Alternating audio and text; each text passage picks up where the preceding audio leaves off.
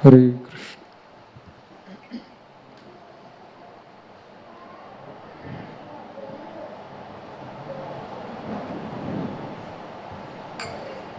जय राधा माधव कुंज बिहारी,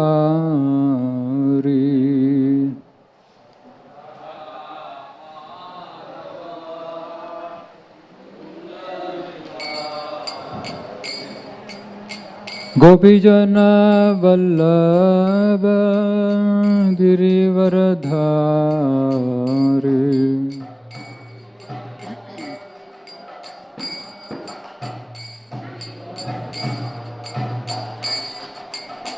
यशोदानंदन ब्रज जनरंजन,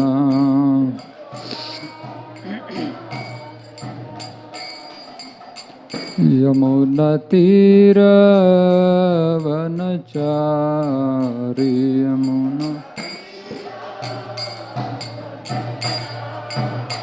यमुनातीरवनचारी यमुना। जयो राधा माधव कुंज बिहारी,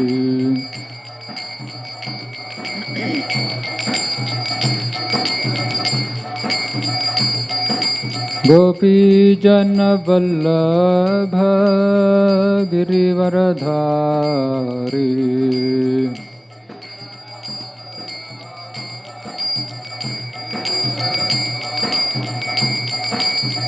यशोदानंदन ब्रज जनरंजन,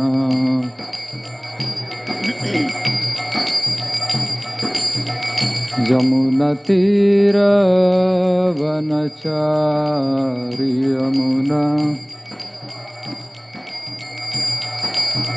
यमुनातीरवनचारी,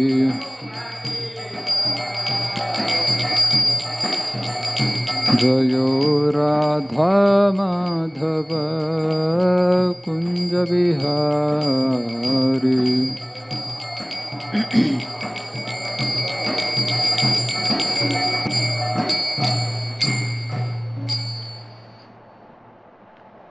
जय विष्णुपाद परमहंस प्रयोजकाचार्य अष्टोत्तर शत श्री श्रीमद अभय चरणारविंद भक्ति वेदांत स्वामी श्रील प्रभुपाद की। जय विष्णुपाद परमहंस प्रयोजकाचार्य अष्टोत्तर शत श्री श्रीमद भक्ति सिद्धांत सरस्वती गोस्वामी महाराज श्रील प्रभुपाद की। अनंत कोटि वैष्णव वृंद की। हम आचार्य श्री हरिदास ठाकुर की।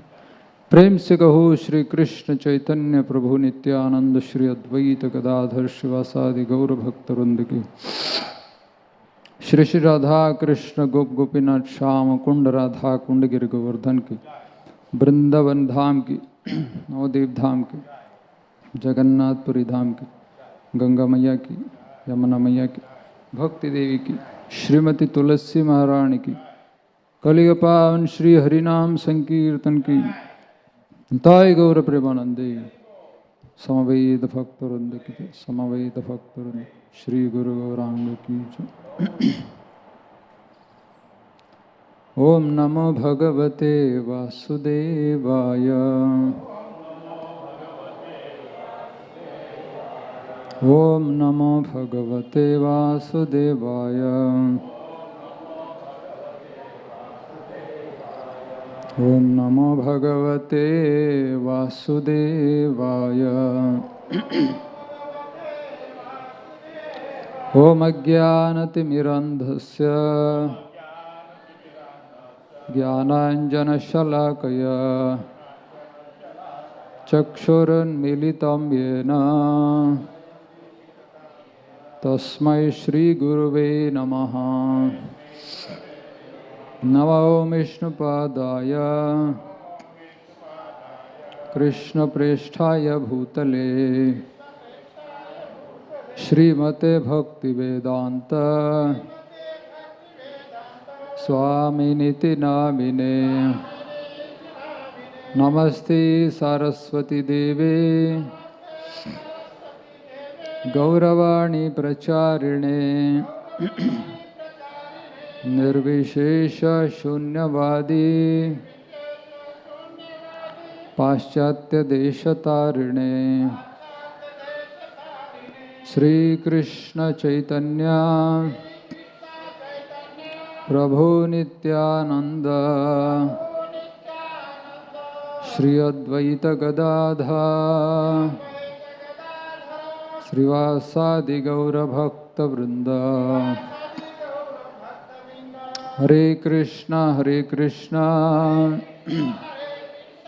Krishna Krishna Hare Hare Hare Ram Ram Ram Hare Hare Hare Krishna. Reading from Srimad Bhagavatam, Canto 1, Chapter 11, Text number 25. Nityam nirikshamananam yad api dvaraka aukasam na pitrupyanti hi drisha Shriya दामांगम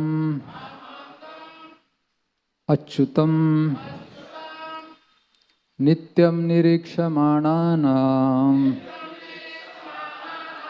यदपि द्वारकौकसां न तृप्यन्ति हि दृशा श्रियो धामांगमच्युतम् नित्यं निरीक्षमाणानां यदपि द्वारकौकसां न तृप्यन्ति हि दृशा श्रियो धामांगमच्युतम् नित्यं निरीक्षमाणानां यदपि द्वारकौकसां न तृप्यन्ति हि दृशा श्रियो धामांगमच्युतम्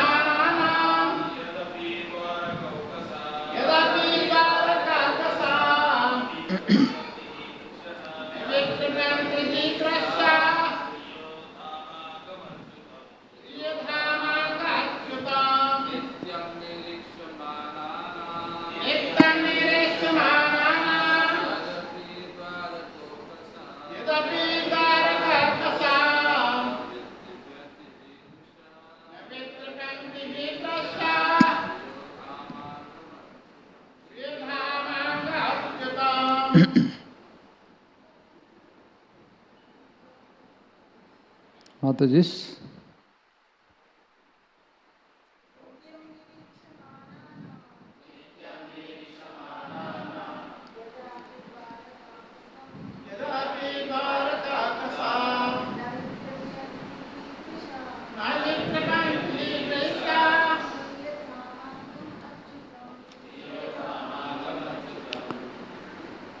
Nityam, regularly, always.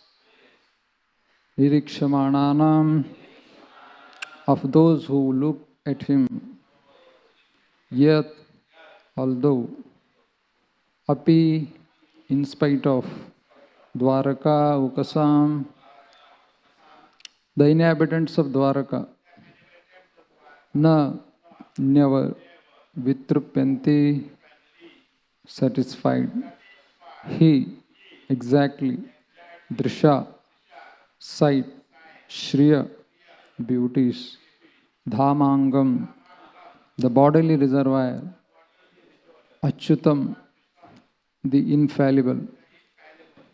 Translation and purport by His Divine Grace A.C. Bhaktivedanta Swami Srila Prabhupada. Translation.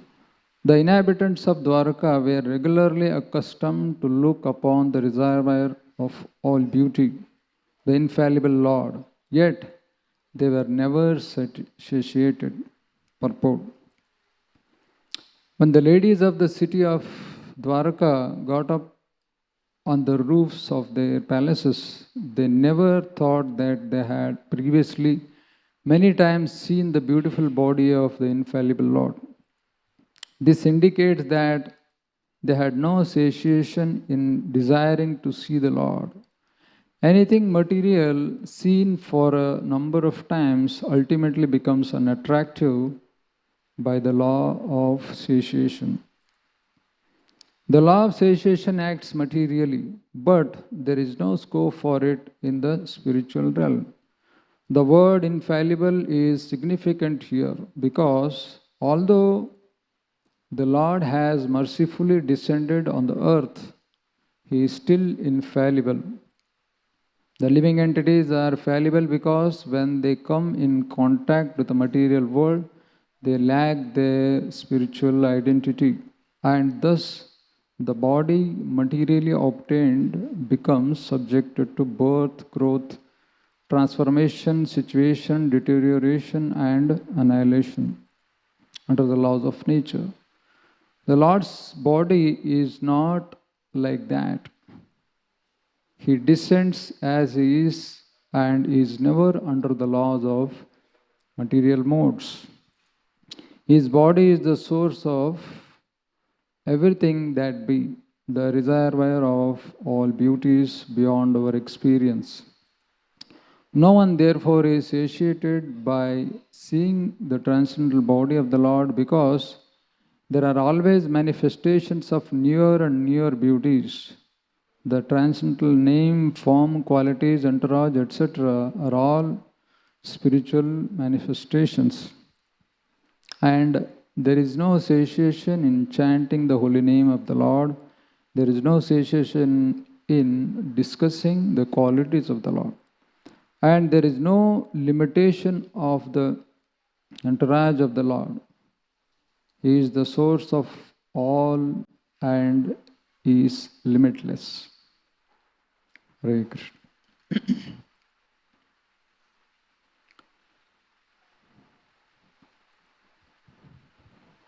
So, we are reading through this glorious first chapter, first canto. In fact, Srila Prabhupada, when he went to the West, he took this first canto in 3 volumes. Maybe somebody can take that for the children.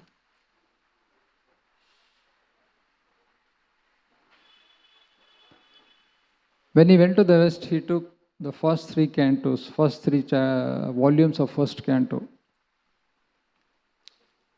And in fact, he got 200 sets of first canto, 3 volumes. And when he boarded the ship for to the West, Jaladuta, he actually anticipated his 200 sets from Cochin dockyard because they were supposed to come there and Prabhupada was supposed to take them to the West. And Srila Prabhupada said that I am going to West. Actually, I am not going. I am just accompanying Srimad Bhagavatam. Actually, Srimad Bhagavatam is going. Srimad Bhagavatam is non-different than Krishna. So Krishna in the form of Srimad Bhagavatam is going to the West. I am just accompanying him. And because he is Krishna, the Supreme Lord, the victory is guaranteed. Prabhupada, even at the point of boarding Jaladuta, he knew that he will be very successful in his preaching efforts. And thus Srila Prabhupada took first canto, and then we know the history, how he transformed the entire world. And I think we almost started this first canto almost a year ago. Now another 1 more or 2 more years it will take to complete first and second cantos. And these first and second cantos are considered as the lotus feet of the Lord. isn't it? So we'll be meditating on these lotus feet for quite some time, almost like 2 years now. So of course, it is instructed by Kapila Dev to Mother Dehuti in third canto. He says that Dhyayet Chiram Bhagavatas Charanarvindam. It is said that the blessed Lord Shiva becomes even more blessed when he takes the Ganga, the water emanating from the lotus feet of the Lord on his head. He becomes even more blessed. And also when the devotees, they meditate on these lotus feet for quite some time, very long period of time, then these two lotus feet act like thunderbolts on the sin stored in the devotee's mind. So therefore it is advised to meditate on these lotus feet of the Lord for quite some time, for a very long time. Dhyayet Chiran Bhagavatas Charanarvindam. Chiran means forever or very long period of time. So we'll be meditating on the first and second cantos now. And once His Holiness Radha Govinda Goswami Maharaj, he was about to give Bhagavad Saptah, and one person approached him. So he just said, Maharaj, I would like to hear from you. Maharaj said, what do you want to hear? He said, you can speak from 10th canto, Dashama Skanda se kuch boli. Maharaj said, do you know there are another more cantos than only 10 cantos? There are 9 first cantos. Have you ever heard about them? No, I am hearing for the first time the first canto I am going to hear now. So that means people, they directly want to jump into the 10th canto where the Lord's intimate pastimes are there. And they think that they will be entertained and purified by hearing those pastimes. However, that is not the case. Then Maharaj says that these first 9 cantos are like powerful medicines. Because when someone is afflicted by so many diseases, then first he is supposed to clarify all those diseases, clear all those diseases. Only then he can actually release the feast which is awaiting in 10th canto. So, therefore people think that aaj Bharti or kal Chakravarti. As soon as they come into Krishna consciousness moment, they want to directly jump into Krishna's pastimes, and they think that they will attain everything. But that is not the case. One has to actually undergo the purification for almost like 9 cantos. When we go through, there is a thorough purification of the heart, and one can become free from all the anartha. In fact, Srila Prabhupada said that when one completes first 9 cantos, when he studies scrutinizingly the first 9 cantos, by the end of 9th canto, Srila Prabhupada said he will be perfectly God-realized, self-realized. And if he is self-realized, then when he enters into 10th canto, naturally he will not see anything but Krishna in the pages of Srimad Bhagavatam. That is the assurance given by Srila Prabhupada. So, there is a hope that we can also one day relish these pastimes. So first we will have to go through this purification. Once I was traveling in train, then I was sitting in my compartment and trying to read something. And I heard a vendor coming from distance. He was saying that, he was saying in Hindi, he was saying, Shakkar se takkar, Shakkar se takkar. He was kept on saying, Shakkar se takkar. I was saying, kya hai, Shakkar se takkar kya? When he came near towards where I was sitting, then he was actually holding a kind of basket, and he was having glasses. Glasses of what? Sugarcane juice. And he was trying to sell the customers that you drink this and you will be, you will clash with, some kind of a sugarcane mountain or sugar mountain, something like that. A very fine strategy to, marketing strategy. He knew that how to actually attract the customer. So similarly, these verses, especially in this chapter wherein Krishna is entering into Dwarka, there are so many such verses. The present verse and tomorrow's and day after tomorrow, they are very, very attractive. When we recited these verses in those days, it was very attractive to recite, and we wanted to remember these verses. As if one is not splashed by the nectar or some spiritual emotions. So now that Lord Krishna has, he has enthroned Yudhishthira Maharaj, and he has made him the entire emperor of the entire world, and now he is quite satisfied, because the purpose of his coming is to establish Dharma Samsthapanarthaya Sambhavami Yuga Yuga. So Krishna has come and he established Dharma. In fact, Dharmaraj himself has become the emperor of the world. So Krishna is now very much satisfied. And after being satisfied, now he is going back to his hometown, Dwaraka. And he is very happy to go there. And also devotees at Dwaraka, they are very much anticipating his arrival. They are very eagerly waiting for him. And on Sunday, we heard how Radha Gopinath Prabhu very elaborately explained the culture of Krishna consciousness, and how the devotees at Dwarka, especially the ladies of Dwarka, how they were very eagerly awaiting Krishna's arrival, and how they were very much eager to see Krishna. And today's verse is also continuation of the same theme. And for ladies of Dwarka, it was not a ritual to look at Krishna. Sometimes we also come and we take darshan of their lordships. For us, basically it's like a ritual. Yeah, it is now 7:45, we have to come and take darshan. Yeah, as a duty we are supposed to do that. But for ladies of Dwarka, it was not ritual, but it was spiritual. They were actually seeing Krishna because they were very eager to see Krishna. And it was festival for them, Mahotsava. Prabhuji was explaining that Tadikshanam Mahotsavam, the word. How it was not just an ordinary activity, but it was a festival for the eyes. Therefore, Netrotsava. So today is actually Snana Yatra. And actually today, Lord Jagannath Ji is bathed with so much of water, 108 pots of water. The well which is just beneath,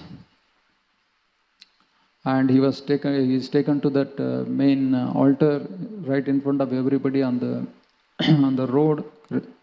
Jagannath, Baldeva, Subhadra are brought, and then he is bathed. And once he is bathed over there, then the same evening, today evening, they put Gajendra Vesha to Jagannath, Baldeva, Subhadra, and devotees come and take darshan. And because he is bathed with so much of water, he becomes kind of sick. Of course, it is transcendental pastime. Lord enacts his pastime just to give pleasure to the devotees. So, out of affection for his devotees, he becomes sick. And for 15 days, he is taken to a solitary place, and he is given all herbs and medicines. And in the meantime, he is given a lot of intimate services. Also, he becomes freshly painted, and then by the end of 15 days, for Rath Yatra, he becomes ready. That day it is like a Netrotsav for devotees. They come and they actually see the Lord, because it's a festival for the eyes. They want to behold the beauty of the Lord, because now he has become once again more beautiful than ever. So that is like festival for the eyes. Once Janivas Prabhu asked this question, devotees said that what should we meditate, how should we feel when we come in front of the Lord to take darshan of the Lord? Janivas Prabhu said, actually you should faint. Whenever you see and come take darshan of the Lord, what should happen? Actually we should faint. That means one should actually go into trance, and he, of course, that is may not be possible for those who are practicing devotees, but that is our goal, that one day we will faint in front of the Lord. But in our conditioned state, we may fall flat and offer prayers. That's what we can do at present. But nevertheless, we have to do that. And in today's verse, the ladies of Dwarka, it is mentioned that they are not satiated, although they see Krishna every single day. And it is as if they are seeing him for the first time. For every day, every single day, they are beholding the beauty of the Lord. But however, they are not at all satisfied. They are not satiated. And that is because Krishna is ever fresh. It is said that Nitya Nava Navayamana. Krishna is always youthful and always ever fresh. And that is the reason why the devotees of Dwarka, they were relishing that beauty of Krishna. So therefore, they were never satisfied. And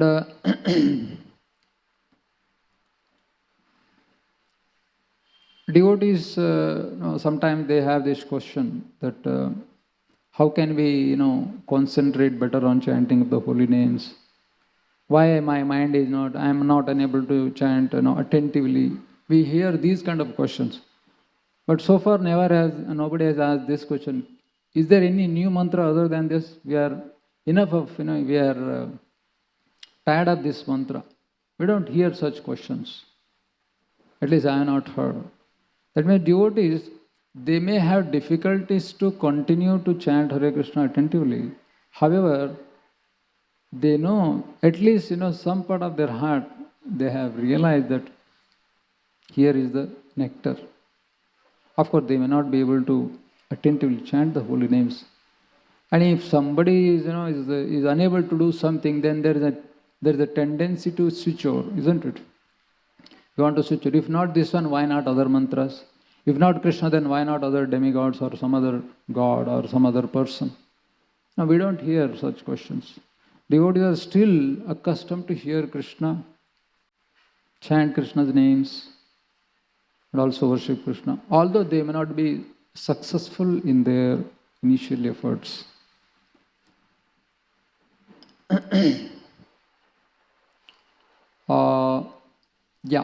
And if we are unable to actually concentrate on the holy names, and actually when we come in front of the Lord, very soon we become, kind of, okay, now we have taken darshan, now let's go. Yeah, initially that is the case. What can we do? But we should also know that if you are unable to, release the beauty for a long period of time of the Lord and chant the holy names attentively, that is only because of offenses. Offenses to the holy name, offenses to the Vaishnavas.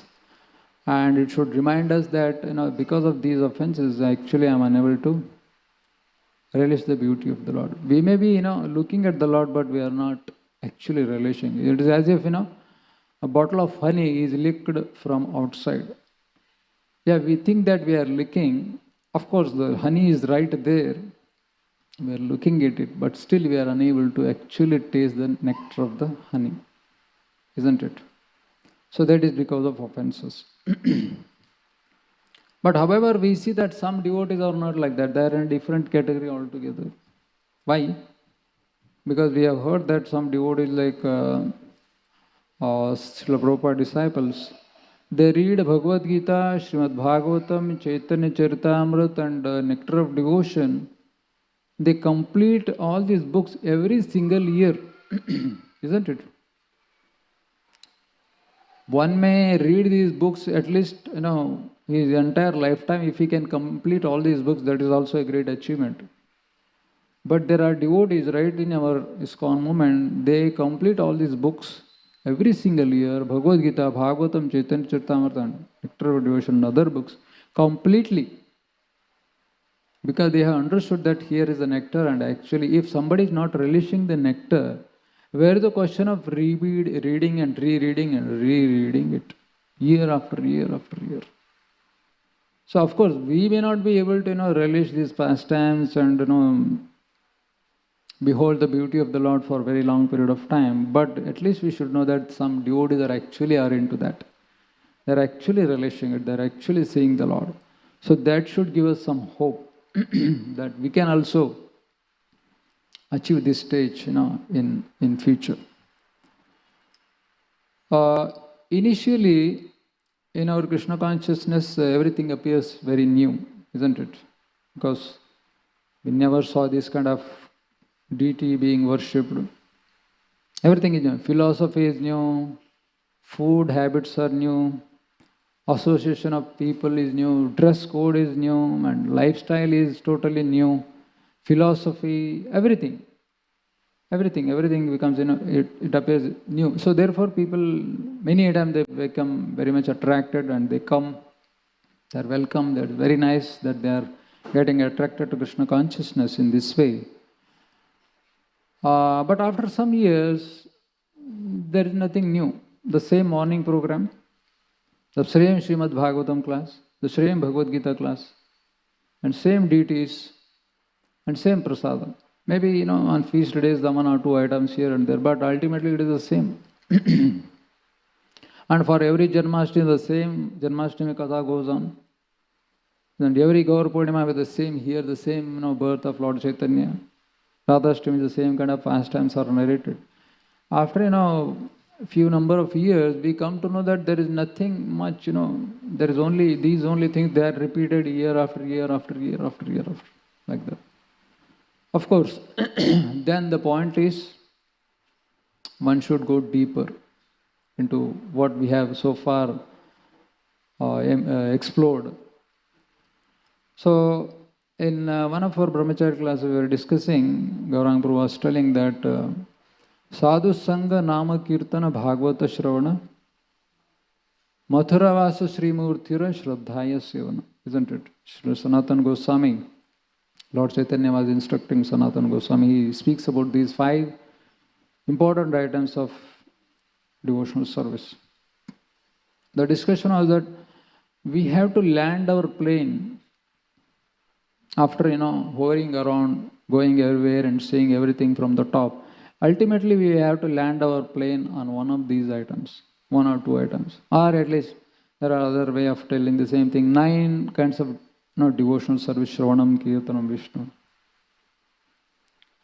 After exploring, after understanding the philosophy and festivals and this and that, so many things, Krishna consciousness, we have to land our plane at least after some time in one of these. We cannot be hovering around all the time. We cannot be exploring all. That is, in that sense, we have seen everything. Now the time is that we have to concentrate one or as much as possible on these items. Then actually we can start, actually understanding the process of bhakti and entering into the process of bhakti. We can also actually start relishing Krishna consciousness. Sooner or later, we'll have to develop this higher taste. And of course, there is no other way than to develop higher taste. Therefore, Vedanta Sutra says, Avritti asakrit upadeshat. Avritti asakrit upadeshat. What does it mean? Avritti means repetition. Asakrit is continuous and upadesha is instructions. All the Vedic literatures have given instructions. And what is that? Continuously we have to hear and continuously we have to chant the holy names of the Lord. Hare Krishna, Krishna Krishna, Hare Hare, Hare Rama, Rama Rama, Hare. That means avritti. There is same repetition of the same thing. Not once or twice, but continuously. Continuously. Asakrit. Sakrit is once. Asakrit means continuously doing the same thing. And this is the Upadesha. This is the only Upadesha which all the Vedic literatures are giving. That to continuously hear and chant the glories of the Lord. And that may appear, initially, very tiring or boring. And that is only because of we are unable to actually appreciate the holy name. That is only because of our anarthas. However, when we continuously chant these glories and names of the Lord, then soon we can actually relish these holy names. And actually it is mentioned there are 3 causes of dissatisfaction. Now we find dissatisfied in our sadhana, in our seva. And that is only because of 3 reasons. The first one is missing our priorities. When we miss our priorities, then we become satisfied. Secondly, we miss out our positions. That means missing out priorities means we understand that dharma, artha, kama, moksha. That is sufficient. Varnashrama, yes, that is sufficient. But not for very long period of time. Ultimately, we have to Panchama Purushartha we should try for. We cannot be happy with this dharma, artha, kama, moksha, ultimately. So when we do that, then we are actually missing the principles, priorities. Then we miss positions. That means we equate Krishna with other demigods. The process of bhakti with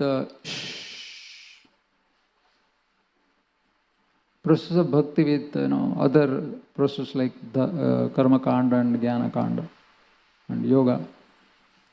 That is actually missing the positions. And also we think that people will be happy with all these sub-religious principles. Now Krishna consciousness is not so much needed. When we think like that, then we are actually misjudging the people. So actually this is the cause of actually Vyasadeva's dissatisfaction.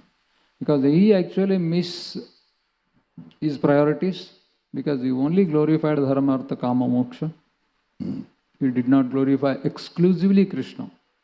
So therefore, he was dissatisfied. He was dissatisfied also because of he missed the position of Krishna with other demigods. He glorified all demigods. Of course, Krishna also, but not exclusively he did not glorify Krishna.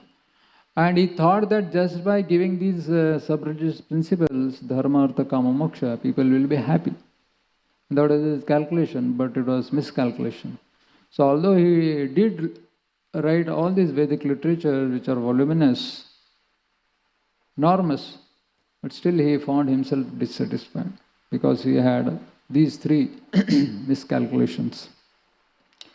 And if Vyasadeva is not satisfied when he is doing all these things, how can anybody in this world can think that he will be happy and satisfied when we miss out all these important things? That's not possible. So, worshipping of the demigods, or even becoming atheist and sense gratification and thinking that other people will be happy even without Krishna consciousness, that is simply total miscalculation, we can say like that. So, in one of his lectures, Radha Govinda Goswami Maharaj was telling that, he said in Hindi that, रेती को मतने से तेल निकल सकता है. It's not possible, by the way. रेती को निकलने मतलब मथने से या कूटने से तेल निकल सकता है. Is it possible? Not possible. Then he said, पानी को मथने से घी निकल सकता है. वो भी संभव है. Although these are totally impossible, but he is saying that even if that happens, one cannot be happy without serving Krishna. Although these are impossible, and also becoming happy without serving Krishna is also impossible, but he is telling he is going to the extent that one can find all these things which are highly impossible. And even if that becomes impossible, but it is not at all possible when we think that we can be happy without properly serving Krishna. That is not possible. And recently we just concluded Pandava Nirjala Ekadashi, isn't it? 12 hours Kirtan, from morning 9 a.m. to evening 9 p.m. Devotees chanted the 64 rounds in the morning, or they continuously chanted even in the daytime. And they chanted sitting in this temple hall for 12 hours. No, actually when we speak or when we sing, we need water, isn't just to, because throat becomes dried up, we need to put little water there. But devotees are happy chanting, even without what to say, there's no question of enough food. Many devotees, they do Nirjala Ekadashi. And in fact, we have heard that in Anand Vrindavan Prabhu's place, hundreds of devotees are, coming, right in the morning, 5 a.m. in the morning, from different places. They come and sit and they chant 64 rounds, sometimes even more than that. And his standards are very high. Those who have gone there, we have understood. Very high standards. You cannot talk to anybody. You cannot do any other thing. You have to keep your mobile somewhere. There's nothing but you have to sit down and chant. All these, very strict rules are there. And devotees are happy following those rules. Isn't it? So that indicates that they are getting some juice out of it. Otherwise, they wouldn't be doing all these austerities. Not one time, second time, every single time they are doing it. So therefore, there is hope that we can also actually attain this, taste for the holy name. So thus it is concluded that sense gratification is only possible in one's youth. And that too, one will never be satisfied. One can go on trying and trying, and by the end of that endeavor, one becomes deceased and soon he will die. However, devotional service can be performed till the fag end of life. No matter how one old is, how one is, unable to actually perform his duties, but still he has the enthusiasm to offer some service to Krishna. Of course, there are so many examples in our movement that how devotees, although they were in the 80s and 90s, they were still living in Dham and doing, simple, giving Charanamrit kind of services. Although enthusiasm is there to do so many services. If not all those services, at least let me give Charanamrit. The people sit from morning till evening and do. Giving Charanamrit appears very simple and anybody can do it. Yes, it is simple, but at the same time, highest. There is nothing lowest or highest in devotional service. Everything is highest. Everything is important. But if somebody is able to do that service, even at the fag end of life, that means he has understood that the serving Krishna is my goal of my life, and he has actually, if he is not relishing doing that service, he wouldn't be doing that, isn't it? And what to speak of our Acharya like Krishnadas Kaviraj Goswami, who was a 96-year-old when he wrote Chaitanya Charitamrita. He is writing such a masterpiece at the age of 96. And such a perfect literature exemplifying the entire philosophy of Gaudiya Vaishnavism, isn't it? And Srila Prabhupada also in his 70s and 80s, on his deathbed he was lying down and he was giving purports to 10th canto, 14th chapter. That shows that the life is meant for what? Service, not for sense gratification. Because sense gratification is only done in one's youth. One cannot do any more such activities in his old age. But devotional service can be rendered from the age of 5 till the fag end of life, however long one lives. And that is the extent, that is the beauty of Krishna consciousness, that one can render this service to their lordships. And in today's verse, it is mentioned that the ladies of Dwarka are seeing Krishna every day, but they are not at all satisfied or satiated. That is because, as we discussed, that Krishna is ever fresh, is ever youthful, and similarly, materialists are also trying to do the same thing. Whatever they do in the morning, getting up, sipping their tea or coffee and reading newspaper and then doing their regular activities, and then whatever they do it regularly, the same activities. And here also devotees are, we are also trying to do the same activities. But the difference is, the materialists, they are trying to squeeze out the last drop of their sense gratification. And they end up getting frustrated. And there is so much of discomfort in their body, and minds are messed up, and life is like a total miserable thing, isn't it? That means what? They are looking for Krishna. Every living entity, Anandamaya Bhyasat, we are all searching for Ananda, our spiritual happiness, but in a wrong place. When one thinks that one can become happy in this material world, is totally misunderstood the philosophy of life. So, if I forget my keys in temple hall, then that is not going to, I am not going to get that anywhere except temple hall.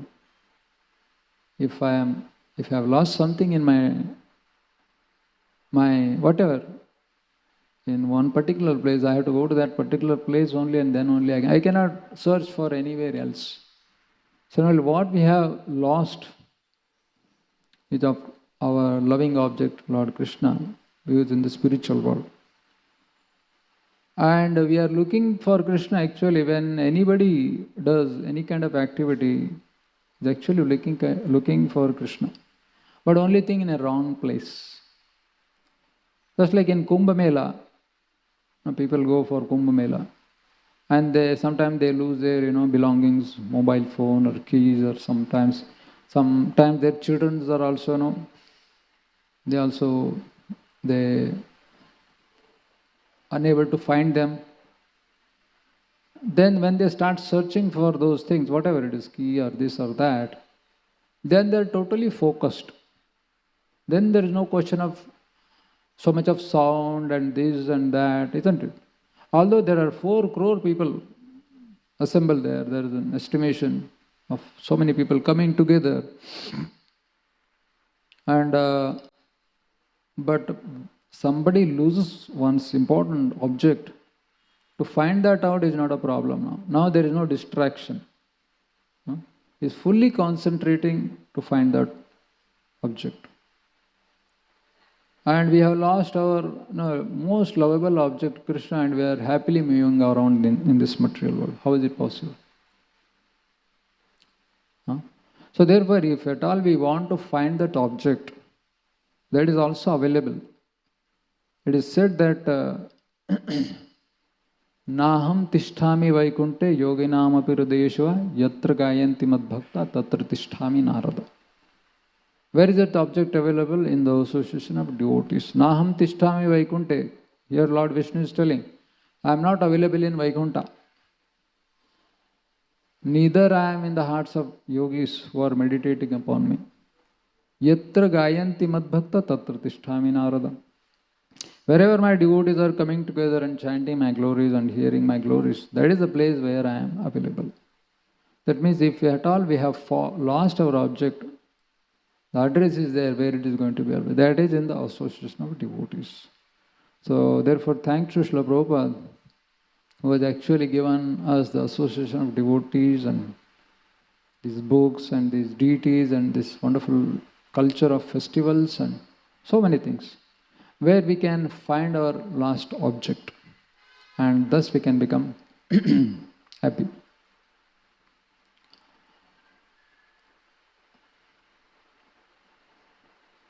Yeah, in our initial stages of bhakti, we will not be in a position to actually relish our services, but at least we should do it out of duty. Of course, there are 4 stages: fear, reward, duty and love, isn't it? We cannot be chanting holy names or doing our seva out of fear. That will not go for a long period of time. Neither for reward. But at least we come to the level of duty. Yes, this is my duty, therefore out of duty I will chant my holy name. However I may feel distracted, I may not be able to actually concentrate on the holy names or whatever. So that may be because of so many unwanted habits cultivated for a long period of time, anarthas. So yeah, we are actually counteracting them when we chant the holy names.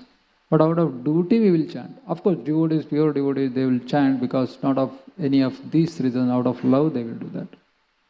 And here the devotees of Dwarka, they have love for Krishna. So therefore they are looking at Krishna as if they are seeing Krishna for the first time. And even though they are seeing Krishna every single day, they are not satisfied. Because they are not seeing any material person or any object. It is actually seeing the supreme transcendental beauty of the Lord. So therefore, they also feel, not very happy. They are not satisfied. Because there's so much to relish in Krishna's personality that how much, two eyes can actually relish. Similarly, our Rupa Goswami has written that verse, Tunde Tandivini Ratam, isn't it? He says that how much, I can relish these holy names. I have only 2 ears. I have only one tongue. How much I can relish? Because Krishna's beauty and his sweetness is so enormous that it is not possible for a conditioned soul or any devotee to actually completely relish it. That is not possible. So, when we do it out of duty, we actually get the blessings of seniors. No? We may be chanting holy names sitting in the temple hall, we may be dozing off, but at least there are, Srila Prabhupada, of course, Garudaji, Hanumanji, they are looking at us, isn't it?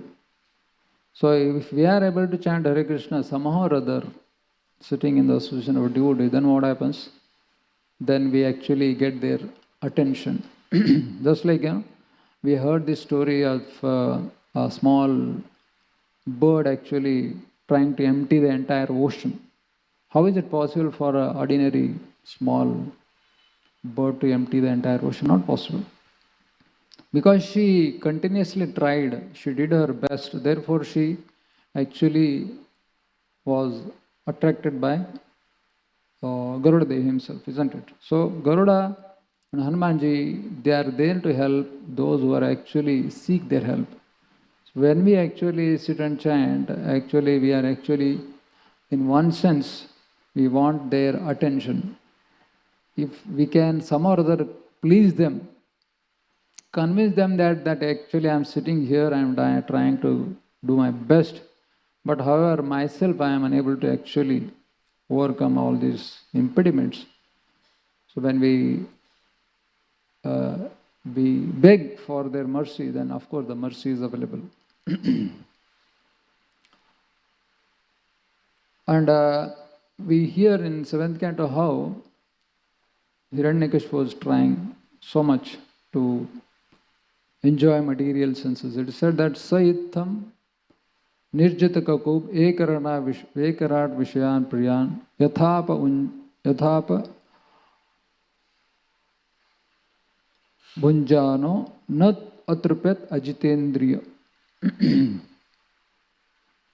He was totally frustrated, although he had 14 planetary systems under his control. He had everything to enjoy, and quite long period of time. And although he did it for so many years, but he was not satisfied because he was Ajitendriya. And the word na atrupyat,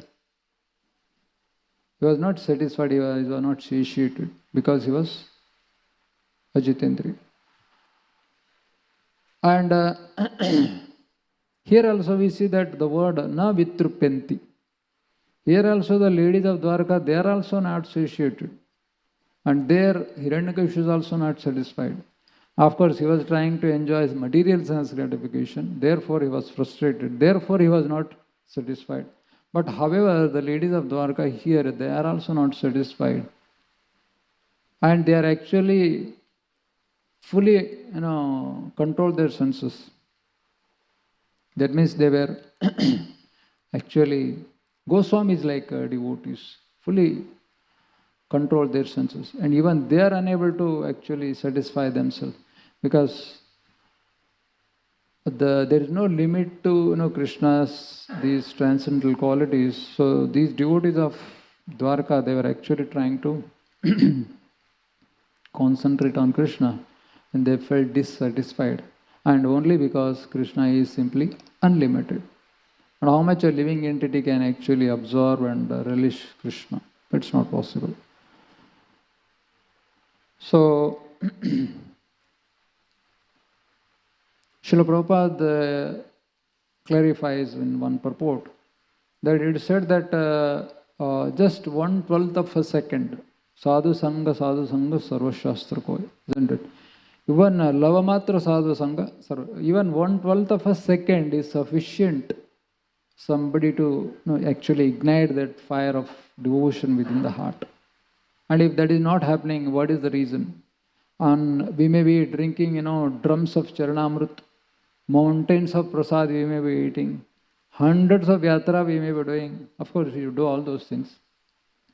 We may be chanting millions of rounds, but still, if one is unable to actually ignite the fire of devotion within, what is the reason? Srila Prabhupada clarifies that heart is wet with anarthas. When the heart is wet with anarthas, the wet grass cannot catch the fire. Only a dry grass will catch proper, immediate fire. You don't have to work hard for that.